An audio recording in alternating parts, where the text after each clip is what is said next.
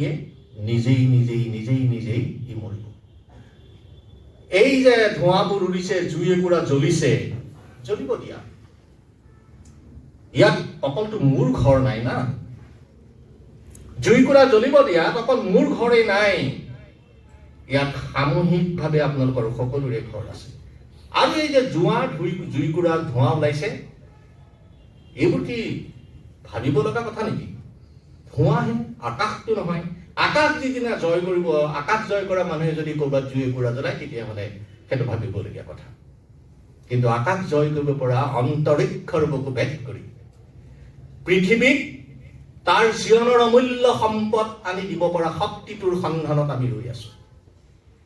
আৰু সেই শক্তিৰ সন্ধান যি হৃদয়ৰ পৰা কৰিব পাৰে, যি মনৰ পৰা কৰিব পাৰে, যি আত্মিকভাৱে কৰিব পাৰে, যি চিন্তাত থাকিব ব্যঞ্জনা, মানুহৰ লয় আৰু তাল মানৰ সুগন্ধি সুবাস, সেই ব্যঞ্জনাৰ সৈতে মানুহক সমবেত হ'বলৈ আৰু সমতল সমস্বৰৰ সৈতে শোভাযাত্ৰা কৰিবলৈ আহক আমি দুহাত প্ৰসাৰিত কৰোঁ। মোক গুৰু লাগে মই শিক্ষিত শিষ্য, জগতক জাননী দিলো, এ জগতৰে গুৰু শ্ৰী শংকৰ ঘৰতেই অন্ধলাইনে দেখিলো হে গুৰু শংকৰ। মই অসমৰ বিভিন্ন ঠাই ঘূৰি ফুৰিলো, গৈ পেলাই দেখিলো যে এইবোৰ মানুহে মোক গামোচা এখন দিয়ে, মোৰ কথাবোৰ শুনি ভাল পায়, কিন্তু মই দেখিলো যে এইবোৰ ঠাইত মই গছ এজোপা গজাব নোৱাৰো। আৰু এই ঠাইত যদি মই গছ এজোপা গজাওঁ, তেন্তে সি সামূহিক চৰিত্ৰ এটা এখনি মূৰৰ ওপৰত মোক ছাঁ দিব নোৱাৰে। সেইকাৰণে মই মোৰ উপজা ঠাই গাঁওখনলৈ গলো আৰু 2014 চনৰ পৰা মই মোৰ নামটোৰ পিছত বৰকলাটো সন্নিৱিষ্ট কৰিলো। আৰু বৰকলাক চহকী কৰিব পাৰিলে মই ভাবিম যে অসমৰ সকলোকে মই চহকী কৰিছো। আমি ইয়াত বহি থকা প্ৰত্যেকেই যদি নিজৰ জন্মভূমিখনৰ বাবে শ্ৰদ্ধা কৰো, কাম কৰো, তেতিয়াহ'লে মই ভাবিম আমি অসমৰ কাৰণে কাম কৰা হয়। মই সোণালী বেণ্ডেটক বহুত ভাল পাওঁ, মই কৰীনা কাপুৰক বহুত ভাল পাওঁ, শিল্পা শেট্টিক বহুত ভাল পাওঁ, অতি সুন্দৰী ছোৱালী। কিন্তু এই সকল সুন্দৰীৰ পিছতো মই আটাইতকৈ বেছি সুন্দৰ দেখো কাক? মোৰ আই। মোৰ আই মোৰ বাবে আটাইতকৈ সুন্দৰ আৰু শ্ৰেষ্ঠ নাৰী। আৰু মোৰ বাবে আটাইতকৈ সুন্দৰ, আটাইতকৈ পৰিশীলিত, আটাইতকৈ মননশীল, আটাইতকৈ ছান্দসিক, আটাইতকৈ ব্যঞ্জনাময়, লয় মান তালৰ সুৰৰ অপূৰ্ব সংমিশ্ৰণেৰে সংপৃক্ত মোৰ বাবে সেই ভাষা, যি ভাষা বেজবৰুৱাদেৱে বিচাৰি কৈছিল, এনেখন শুৱলা, এনেখন সুফলা, এনেখন সুৰীয়া মাত। সেইটোৱেই মোৰ চিৰচেনেহী মোৰ ভাষা জননী অসমীয়া ভাষা। আৰু বেজবৰুৱাদেৱে সেই সুৰটো বিচাৰি ফুৰিছিল, সেই মাতটো বিচাৰি ফুৰিছিল। আৰু বেজবৰুৱাদেৱে যেন সঠিক অৰ্থতেই সেই মাতটো, সেই সুৰটো, সেই কণ্ঠটো আৱিষ্কাৰ কৰিছিল। কাক? ডক্টৰ ভূপেন হাজৰিকা। ভূপেন হাজৰিকাৰ মাতটোৱে যেন আমাৰ অসমীয়া মানুহৰ, অসমীয়া জাতীয় জীৱনৰ মাত কথা, এই কথাটো প্ৰকাশ হৈছিল। মোক সময় 20 মিনিটমান দিয়া হৈছিলে, 16 মিনিটমান গ'ল, 4 মিনিটমান সময় আছে। আৰু 4 মিনিট মই কম। মই আশা কৰো যে নদী যেতিয়া সাগৰলৈ বয় আৰু নদী বৈ যেতিয়া সাগৰত পৰে, তেতিয়া নদীৰ কোনো অস্তিত্ব নাথাকে আৰু সাগৰ গৈ সমুদ্ৰত পৰে। মই নতুন প্ৰজন্মক ক'ব খুজিছো, আপোনালোকে যদি কেতিয়াবা বব খুজিছে আৰু বৈ পেলাই যদি আপোনালোকে ক'ৰবাত পৰিব খুজিছে, তাতে সমুদ্ৰত পৰিব। সমুদ্ৰৰ পৰা কেতিয়াও আপোনালোকে উভতি অহাৰ চেষ্টা নকৰিব। নদী বৈ থাকে, সাগৰত পৰাৰ পিছত নদীৰ অস্তিত্ব নাথাকে, কিন্তু নদীয়ে কেতিয়াও নোবোৱাকৈ নাথাকে। কাৰণ নদীয়ে জানে যে মই যদি নবওঁ, তেন্তে এদিন সাগৰখন শুকাই যাব। সেইকাৰণে আপুনি প্ৰথম খোজটোৰ পৰাই আপুনি য'ত বিলীন হৈছে, সেই বিলীন হোৱা সময়খিনিৰ আপুনি এক ৰঙীন বৰ্ণমালাৰে অতীতক সাৰথৈ কৰি বৰ্তমানত পুঞ্জীভূত শক্তিৰে সৈতে এক স্বাভিমানী বুনিয়াদ প্ৰতিষ্ঠা কৰি চিৰ উজ্জ্বল ভৱিষ্যতৰ বাবে আপোনাৰ যোগদান, কৰ্মময় জীৱন আপুনি প্ৰসাৰিত কৰিব লাগিব। আৰু সেই প্ৰসাৰিত কৰা জীৱনটোৱে হ'ব সমাজৰ সামগ্ৰিক, যিটো আমাৰ হিতেশ দাই কৈ গৈছে যে সমবেত সংগীতৰ অভাৱ, সেই সমবেত সংগীতৰ সুৰটো সেই সমষ্টিগত ব্যক্তিত্বৰ পৰিভাষাত ই লিপ্ত হ'ব। এই কথাখিনি মই আপোনালোকৰ বাবে এই কথাখিনি ক'বলৈ মই চেষ্টা কৰিলোঁ। মই এটা গীত গাইছিলোঁ আপোনালোকক, যে স্বাধীন অসমীৰ ডিঙিতে আৰিলে লোহাৰ শিকলিৰে মণি। সেইবোৰ এতিয়া ক'ব নোৱাৰাকৈ আমাৰ ডিঙিত কপালত আৰিছে, ভাষাত আৰিছে। ভাষা কোৱা মানুহ দ্ৰুতগতিত কমি আহিছে। বিভিন্ন ঠাইত যেতিয়া যাওঁ, এনেকুৱা ঠাইত গ'লে এনেকুৱা লাগে যেন ভাষাটো ক'বলৈ আহি যেন মই কিবা চুৰত পাতৰ কোব খাবলৈহে আহিছোঁ। গতিকে এই ভাষাটোক জীয়াই ৰখা মানে, মই আপোনালোকক এটা কথা কৈ যাওঁ যে এটা সন্তানৰ বাবে, এজন সন্তানৰ বাবে মাতৃদুগ্ধ অমৃত সমান। যি সন্তানে, যি মাতৃয়ে নিজৰ সন্তানক নিজৰ দুগ্ধ সেৱন কৰোৱা নাই, সেই মাতৃয়ে শিশুৰ যিটো জীৱনবোধ, শিশুৰ যিটো লহমা, শিশুৰ যিটো সৌন্দৰ্য, সেই সৌন্দৰ্য সেই মাতৃয়ে ল'ব পৰা নাই। আৰু সেই শিশুৱেও মাতৃৰ দুগ্ধ স্নান কৰিব নোৱাৰাৰ অজুহাতত সি ক'ৰবাত কেংগেৰুৰ আগঠেং দুখনৰ দৰে জীৱনৰ প্ৰতিটো অংগত ই বিকলাংগ চৰিত্ৰ এটা গ্ৰহণ কৰে। আৰু যি নিজৰ ভাষাটো নকয়, নিজৰ ভাষাটো শিকিবলৈ যত্ন নকৰে, সেইবোৰ মানুহে কেতিয়াও বেলেগ ভাষা এটাৰ সৈতে চহকী হ'ব নোৱাৰে। আমাৰ গুৰুজনাৰ যিবোৰ পুথি পাতি, যিবোৰ লেখা মেলা, যিবোৰ সাহিত্য কৰ্ম, যিবোৰ সাংস্কৃতিক কৰ্ম, যিবোৰ সামূহিকভাৱে ধৰি থকা মানুহক ধৰি থকা বিভিন্ন জাতি জনগোষ্ঠীৰ যিবোৰ কথা বতৰা, এই গোটেই কথা বতৰাবিলাকৰ গুৰিত থকা ৰসটো কি, বীজটো কি, চৰ্যাটো কি, মৰ্যাদৰ্শনটো কি, তাৰ ব্যঞ্জনটো কি, এইটো আমাৰ ছাত্ৰ ছাত্ৰীসকলে বুজি পাব লাগিব, অধ্যয়ন কৰিব লাগিব। আৰু অধ্যয়নটো, সেই অধ্যয়ন নহ'ব, গৱেষণা কৰিব লাগিব। আৰু সেই গৱেষণাটো কেৱল গৱেষণাৰ নামত গৱেষণা নহয়, বিজ্ঞানসন্মত গৱেষণা।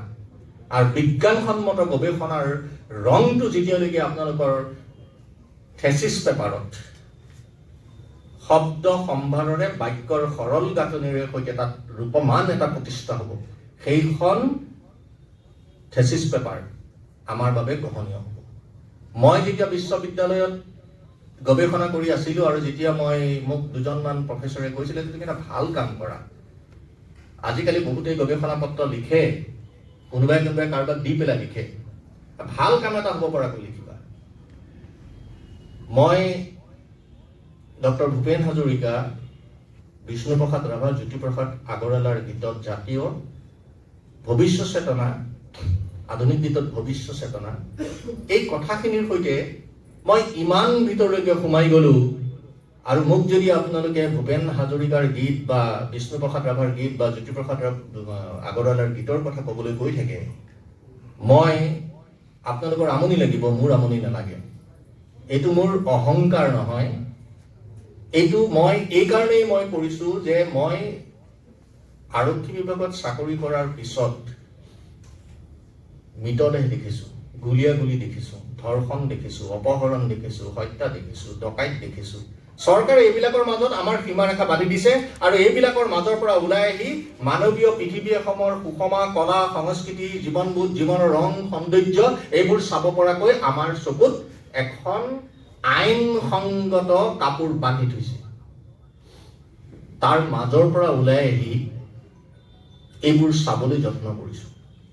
গতিকে মই আজি বৰ বিশেষ কথা নকওঁ। মই যদিও আপোনালোকৰ সন্মুখত থিয় হৈ আহিছোঁ বছৰৰ প্ৰথম দিন, বাৰে বাৰে মোৰ জিলাখনৰ কেইখনমান থানাৰ দৃশ্যপট মোৰ মনৰ ভিতৰত তুলি আছে যে এইবিলাক থানাত কিবা হ'ব নেকি, কিবা ঘটনাই হ'ব নেকি, ফোনটো আহিব নেকি। যিটো ফোনত আহিব পৰা সম্ভাৱনা আটাইতকৈ বেছি, মই বক্তৃতা দিবলৈ অহাৰ আগতে ফোনটো বন্ধ কৰি আছোঁ।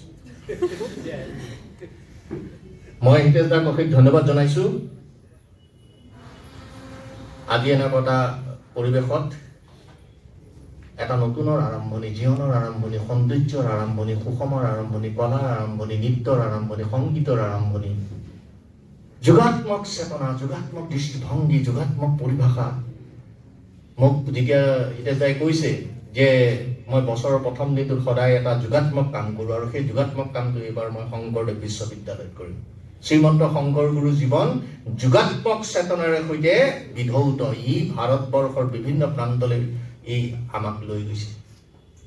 শ্ৰীমন্ত শংকৰদেৱক দিল্লীত নাজানে, দিল্লীত এটা ৰাস্তা দিবলৈ বিচাৰিছিলে।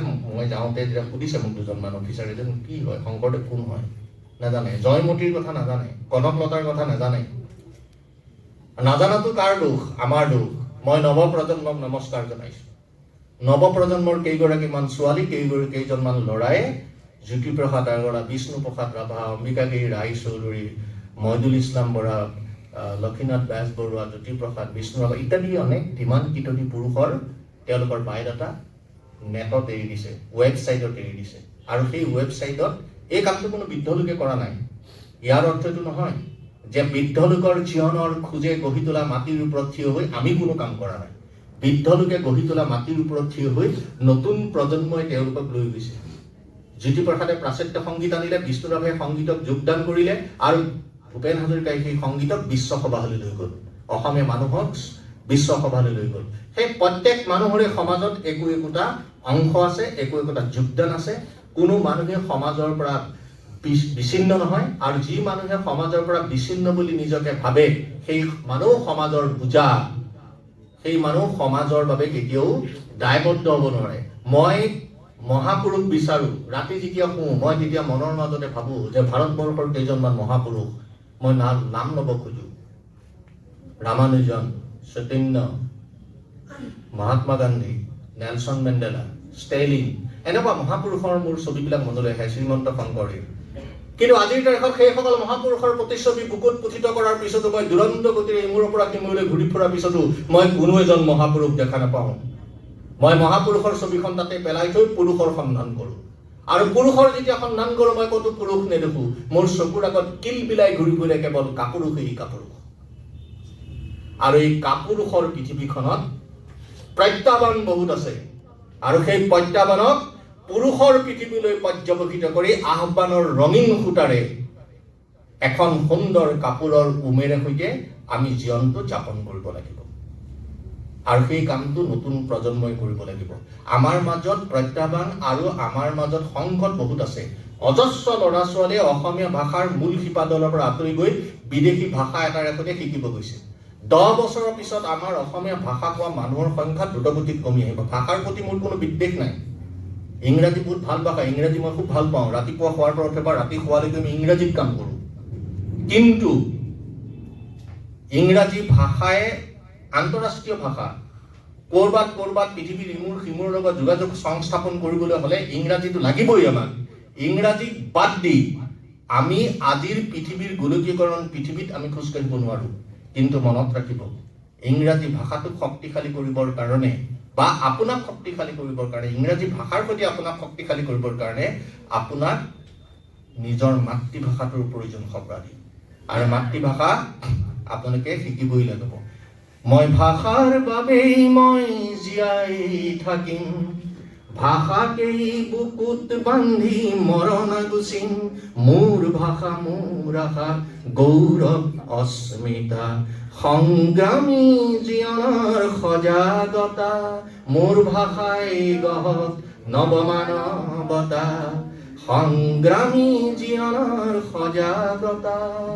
এই সুদীঘলীয়া ভাষাটোৱে শংকৰদেৱ বিশ্ববিদ্যালয়ৰ পৰা এমুঠিমান ডেকা গাভৰুৰ হাতত ই ভূপেন দাই কোৱাৰ দৰে জিলিকাব লুইতৰে পাৰ, ই কলঙৰ পাৰ জিলিকাওক, হাৰিয়াৰ পাৰ জিলিকাওক, কপিলীৰ পাৰ জিলিকাওক, আৰু কলং কপিলী হাৰিয়াৰ পানীৰে সৈতে ব্ৰহ্মপুত্ৰক ই বল প্ৰদান কৰক, আৰু ব্ৰহ্মপুত্ৰই বংগোপসাগৰলৈ ঢাপলি মেলি পৃথিৱীৰ মহাসমুদ্ৰত শ্ৰীমন্ত শংকৰদেৱৰ গৰিমা আৰু প্ৰতিমা, অসমীয়া ভূখণ্ডৰ সাংস্কৃতিক মূল্যবোধ, মানৱীয় প্ৰমূল্য, অহিংস গণতান্ত্ৰিক চেতনা, জীৱনৰ সৌন্দৰ্য, ৰং সুষমা যত মানে আছে পৃথিৱীৰ সৌন্দৰ্য, তাক পৃথিৱীত বিতৰণ কৰক। এইখিনি কামনাৰে সৈতে মই আপোনালোকক আকৌ লগ পোৱাৰ প্ৰতিশ্ৰুতিৰে মই মোৰ বক্তব্য সামৰণি মাৰিছোঁ। আৰু মই এটা কথা এই বক্তব্যৰ শেষত কওঁ, এইটো মই বহু জেগাত কৈছোঁ, আজি বহুদিনৰ পৰা মই এই কথাটো কোৱা নাই। আজি কেইখনমান সেমিনাৰ পেপাৰে ইয়াত উন্মোচন কৰা হ'ল। উন্মোচন কৰাৰ কাৰণে মই কৈছোঁ, তাত কিছুমান শব্দ তাত সন্নিৱিষ্ট হৈছে, তাত কিছুমান গৱেষণালব্ধ চিন্তা চেতনাই আমাক আড়ষ্ট কৰিছে। উপনিষদত কোৱা হৈছে যে যদি কেতিয়াবা পৃথিৱীৰ পৰা পোহৰবোৰ হেৰাই যায়, পৃথিৱীত কোনে পোহৰ দিব? তেতিয়া কোৱা হৈছে যে পৃথিৱীত সূৰ্যই পোহৰ দিব। তেতিয়া পুনৰ কোৱা হৈছে যে সূৰ্যও যদি কেতিয়াবা পৃথিৱীৰ পৰা হেৰাই যায় তেতিয়াহ'লে পৃথিৱীত কোনে পোহৰ দিব? তেতিয়া কোৱা হৈছে যে পৃথিৱীত জোনে পোহৰ দিব, জোনাকে পোহৰ দিব, তৰাই পোহৰ দিব। জোন জোনাক তৰাও যদি কেতিয়াবা পৃথিৱীৰ পৰা হেৰাই যায় তেতিয়াহ'লে পৃথিৱীত কোনে পোহৰ দিব? তেতিয়া পুনৰ কোৱা হৈছে যে পৃথিৱীত তেতিয়া বিজুলীয়ে পোহৰ দিব, ঢেৰেকণীয়ে পোহৰ দিব, বৰষুণে পোহৰ দিব, মেঘে পোহৰ দিব। বৰষুণ, বিজুলী, মেঘ, ঢেৰেকণীও যদি কেতিয়াবা পৃথিৱীৰ পৰা হেৰাই যায় তেতিয়াহ'লে পৃথিৱীত কোনে পোহৰ দিব? তেতিয়া অতি তাৎপৰ্যপূৰ্ণভাৱে এষাৰ কথা কোৱা হৈছে যে তেতিয়া পৃথিৱীত শব্দই পোহৰ দিব। এই শব্দৰ শক্তি ইমান শক্তিশালী, এই প্ৰচণ্ড জোৰেৰে মেচিন গানৰ বেৰেলৰ পৰা ওলোৱা বুলেটতকৈ ই মানুহৰ কলিজাত, মানুহৰ মগজুত ই আঘাত দিব পাৰে। এই যে শব্দবোৰ চেমিনাৰ পেপাৰত হ'ল, ই একোটা প্ৰচণ্ড মেচিন গানৰ বেৰেলৰ ভিতৰত সোমাই থকা একোটা গুলী, যি গুলীয়ে আমাৰ মগজুত সোমাই থকা অন্ধকাৰ, অবিশ্বাস আৰু সংকীৰ্ণতাৰ পৃথিৱীখনৰ বেৰ ভাঙি বহল পৃথিৱীখনৰ সন্ধান কৰিব।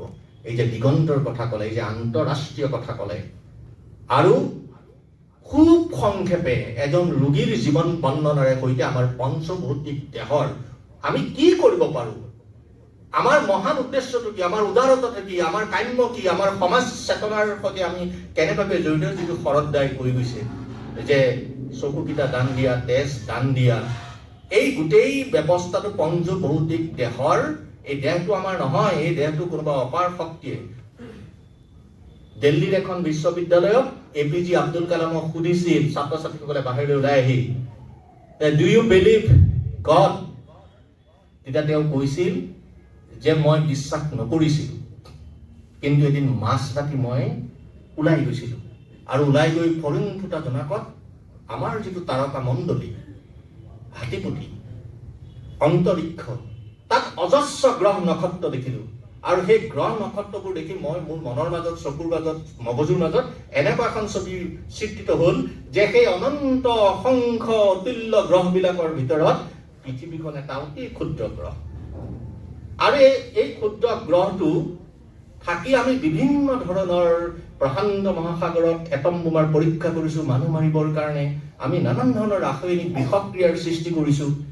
আৰু এই যে গ্ৰহ নক্ষত্ৰবোৰ জীয়াই আছে, এইবোৰ কোনো বৈজ্ঞানিক চেতনাৰে জীয়াই থকা নাই। তাত বিজ্ঞান আছে, তাত কলা আছে, কিন্তু কোনো বৈজ্ঞানিক চেতনাৰে, কলাৰ চেতনাৰে জীয়াই থকা নাই। আৰু তাত এক পৰম শক্তি আছে, যি শক্তিটোৰ দ্বাৰা এই গোটেই বিশ্ব ব্ৰহ্মাণ্ড পৰিচালিত হৈ আছে। APJ আব্দুল কালামে পৰোক্ষভাৱে তেওঁ যে ঈশ্বৰক বিশ্বাস কৰে আৰু ঈশ্বৰে যে সৰ্বশক্তিমান শক্তি, সেই শক্তিটোক তেওঁ কৈ গ'ল।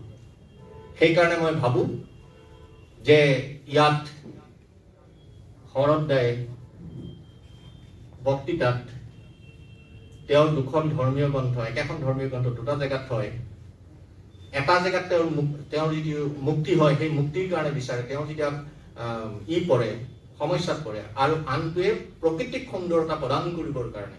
এই দুইটা বস্তু, সেইকাৰণে আধ্যাত্মিক চেতনা এটাৰ সৈতে সংপৃক্ত হৈ জীৱনৰ মূল্যবোধক, গণতান্ত্ৰিক অহিংসাৰ চেতনাৰ চান্দকিক মূল্যবোধৰ মনোভংগীৰে মাটিৰ শৈল্পিক সৌন্দৰ্যৰ সৈতে আপোনালোকৰ জীৱনবোধক গঢ়ি তোলক, আৰু জীৱনবোধৰ পৰা গঢ়ি তোলা যিটো মাখন, সেই মাখনটো আপোনালোকে লোকক বিলাবলৈ